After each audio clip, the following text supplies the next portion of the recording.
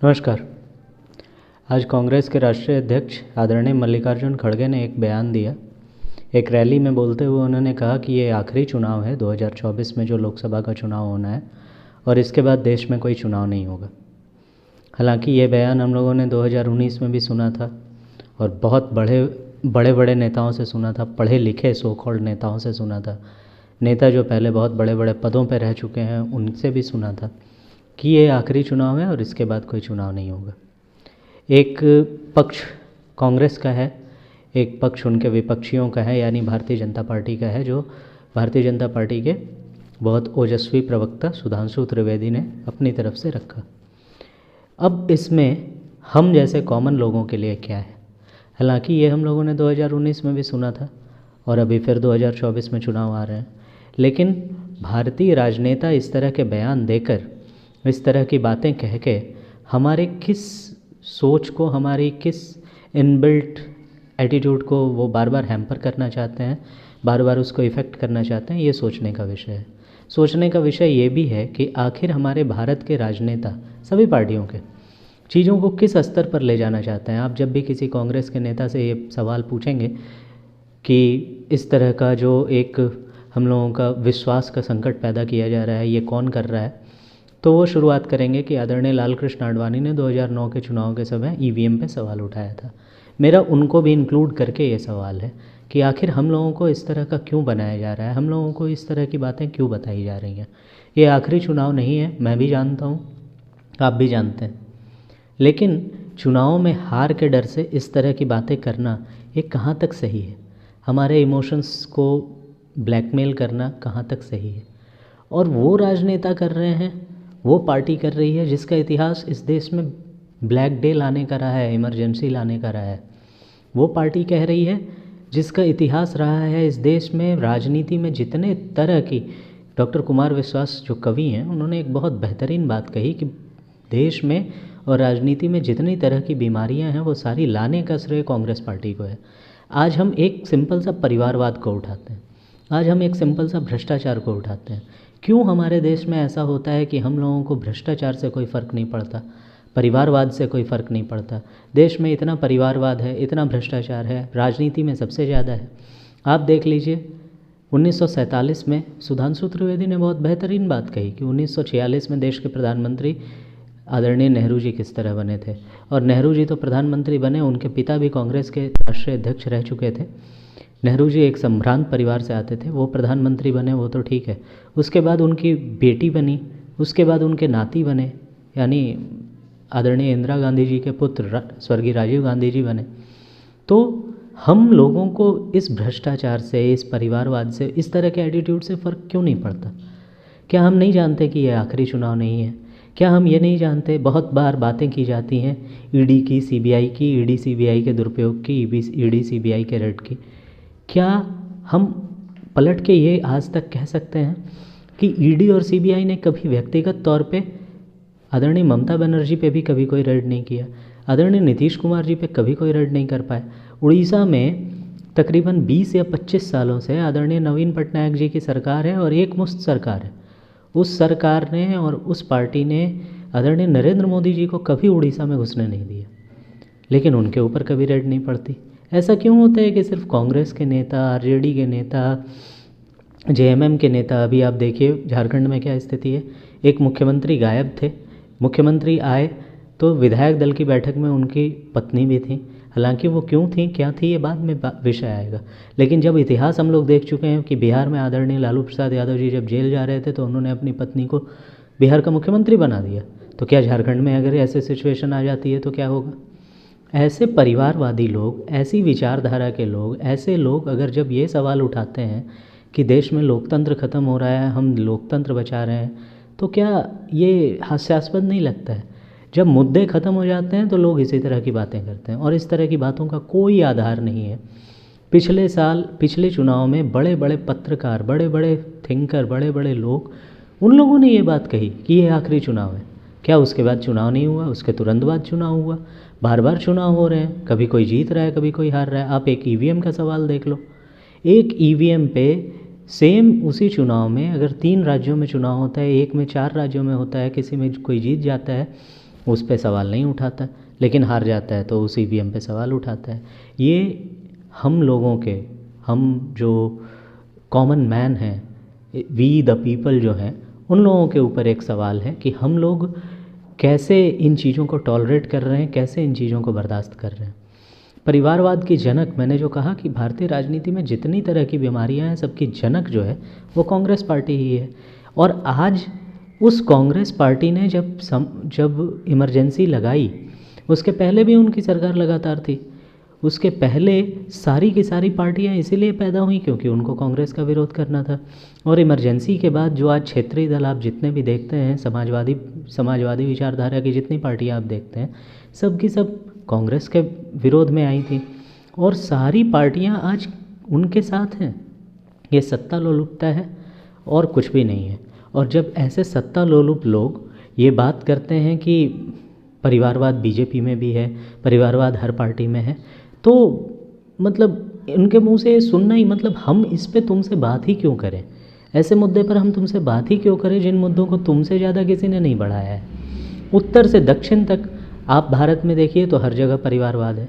उत्तर कश्मीर में आप देख लीजिए, शेख अब्दुल्ला थे, शेख अब्दुल्ला के पुत्र जो फ़ारूक साहब हैं, आज फ़ारूक अब्दुल्ला मुख्यमंत्री बने, उनके बेटे उमर अब्दुल्ला मुख्यमंत्री बने। पंजाब में आप चले जाइए, किसी के साथ भी हों, वो बीजेपी के साथ अकाली दल वाले हैं या फिर कांग्रेस में आप देख लीजिए, आपको वही परिवारवाद मिलेगा। अकाली दल में अब तो स्वर्गीय हो गए, स्वर्गीय प्रकाश सिंह बादल थे, उनके बाद उनके सुखबीर सिंह बादल और उनकी पत्नी, वो भी सांसद हैं। उसके बाद आप हिमाचल प्रदेश में आ जाइए, अभी सुखराम जी, अभी जब कांग्रेस वहाँ जीती तो सुखराम, आदरणीय सुखराम जी की जो पुत्री हैं, उनका बहुत आ रहा था कि वो मुख्यमंत्री बनेंगी, हालांकि मंत्री वो बनी, मुख्यमंत्री नहीं बनी। आप उसके नीचे आ जाइए, दिल्ली में संदीप दीक्षित जी आज भी राजनीति करते हैं, वो आदरणीय शीला जी के पुत्र हैं, शीला दीक्षित जी जो 3 बार मुख्यमंत्री रहीं दिल्ली की। आप उसके बाद हरियाणा में चले जाइए, हरियाणा में तो पूरा परिवार का सिस्टम ही है, एक ही परिवार में 2 भाई अभी हैं, शायद अभय चौटाला और अजय चौटाला जी, वो दोनों भाई हैं, अपने पिता के उसमें दोनों विधायक बने, दोनों सांसद बने, और अब वो शायद भजन लाल जी के वो हैं, और उनकी तीसरी पीढ़ी अभी जो दुष्यंत चौटाला वहाँ उप मुख्यमंत्री हैं, वो भी राजनीति में हैं। और हम भारतीय समाज के तौर पर हमें सोचना चाहिए कि हम लोग ऐसे परिवारवादी लोगों को क्यों चुनते हैं। मैंने पिछले वीडियो में भी बात कही थी कि हम ये की बात ये हो रही है कि चिराग पासवान में ऑप्शन दिख रहा है, आखिर क्यों दिख रहा है भाई ऑप्शन? तेजस्वी यादव अगर ये कह रहे हैं कि हम नौकरी दे रहे हैं, क्यों हैं वो ऑप्शन? वो हैं क्यों ऑप्शन? क्या उनकी ही पार्टी में उनसे पढ़े लिखे, उनसे समझदार, उनसे ज़्यादा एक्सपीरियंस लोग नहीं हैं? उन्हीं के पार्टी में आदरणीय रघुवंश प्रसाद सिंह थे। अब वहाँ पर जाति कार्ड भी आ जाता है और हम लोग उस जाति कार्ड को भी अच्छे से हम लोग उस पर कीमत चुकाते हैं, हम आप ही वोट देते हैं और हम ही आप बनाते हैं। तो ये हमें सोचने की ज़रूरत है कि आज सभी परिवारवादी पार्टियाँ कांग्रेस के साथ हैं, या कल को आप समझ लीजिए कि अभी जो मैं अकाली दल की बात कर रहा था, कल को वो बीजेपी के साथ आ जाए तो फिर, लेकिन परिवारवाद तो है। भारतीय जनता पार्टी में परिवारवाद नहीं है, लेकिन परिवारवाद तो ज़रूर है। अभी एक बात आती है, आप उसके बाद और हम लोग और दक्षिण में आते हैं तो हरियाणा के बाद दिल्ली की मैंने बात कर ली, आप राजस्थान में देख लो। राजस्थान में क्या है, आदरणीय वसुंधरा राजे सिंधिया, अभी वो हटी, लेकिन वसुंधरा जी क्या थी, उनकी माता जी भाजपा की संस्थापक सदस्य थी, आदरणीय विजया राजे सिंधिया जी। उनके भाई आदरणीय विजया राजे सिंधिया जी के बेटे स्वर्गीय माधवराव सिंधिया, वो भी राजनीति में थे, उनके पुत्र आज मंत्री हैं, ज्योतिरादित्य जी। उत्तर प्रदेश में आप आइए, उत्तर प्रदेश में तो ये हाल है। और हालांकि हमें दक्षिण और उत्तर के नाम पे बांटा जा रहा है और ये बांटना सही नहीं है, लेकिन आप उत्तर भारत में ये स्थिति और विकट देखते हैं। और उत्तर प्रदेश और बिहार की तो ये हालत है कि प्राइवेट लिमिटेड सरकारें प्राइवेट लिमिटेड कंपनी हो गई हैं। उत्तर प्रदेश में आप बात करेंगे, राजनाथ सिंह जी के बेटे भी हैं पंकज सिंह, वो शायद सांसद या विधायक हैं। सांसद और विधायक तक तो चलिए समझ में आता है, लेकिन फिर भाजपा में परिवारवाद क्यों नहीं है? आदरणीय कल्याण सिंह जी के बेटे जो हैं राजवीर सिंह जी, वो सांसद हैं, उनके पोते जो हैं वो उत्तर प्रदेश में मंत्री हैं। तो इनमें क्या क्वालिटी है? आखिर वो किस तरह से चले आए चुन के? ये मेरे और आपके सामने सवाल है। इस सवाल का हम लोगों को खोजना होगा। बिहार में परिवारवादी पार्टियां हैं और लोग हैं, हम सब जानते हैं। इस तरह की बकवास सुन के लिटरली मन बहुत दुखी हो जाता है कि भारतीय राजनीति इस स्तर पर आ गई है कि लोगों को डराया जा रहा है, झूठ बोला जा रहा है।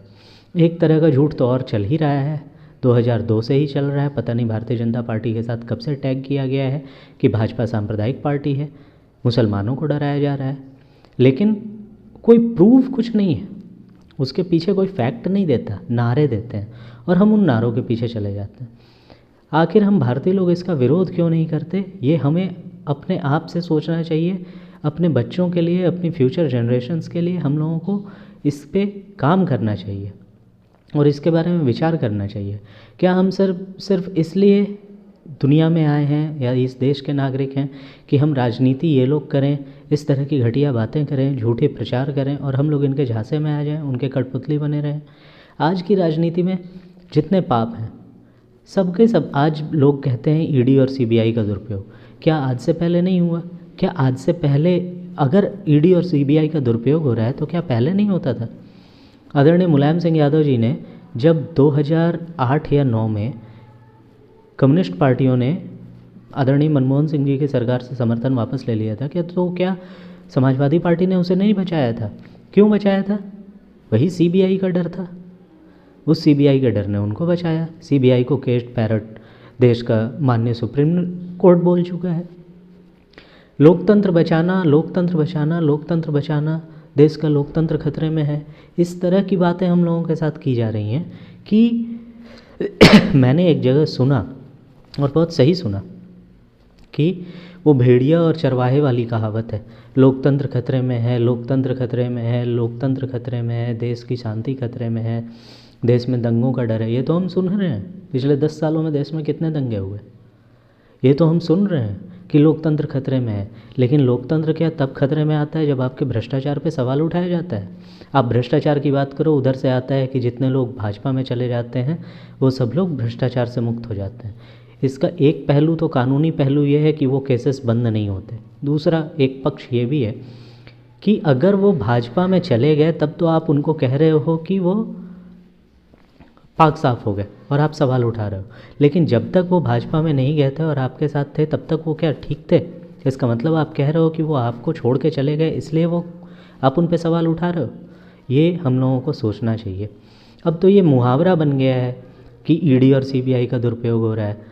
ये आज जो झारखंड में स्थिति है, इनके पिता, मुख्यमंत्री के पिता आदरणीय शिबू सोरेन जी, उनके साथ भी सांसद रिश्वत कांड वाला मामला जुड़ा हुआ था, जो आदरणीय पीवी नरसिम्हा राव की सरकार को बचाने के लिए सांसदों को घूस दिया गया था, वो केस बना हुआ था।